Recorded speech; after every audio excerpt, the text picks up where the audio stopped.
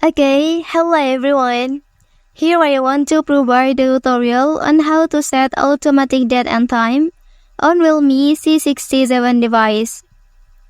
Literally, settings the automatic date and time on device offers convenience, accuracy and synchronization, network compatibility, security, and ensure optimal functionality for various applications and services. Okay, and then let's go to the tutorial. First thing first, go ahead and open settings menu on your device.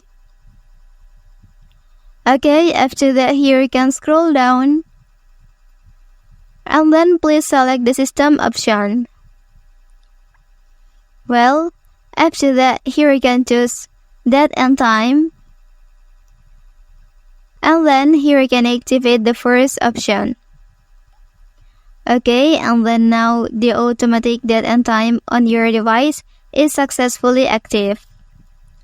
Well, that's the tutorial on how to set automatic date and time on Realme C67 device. If you are helped by this video, don't forget to like and subscribe to get other information from this channel. Thank you.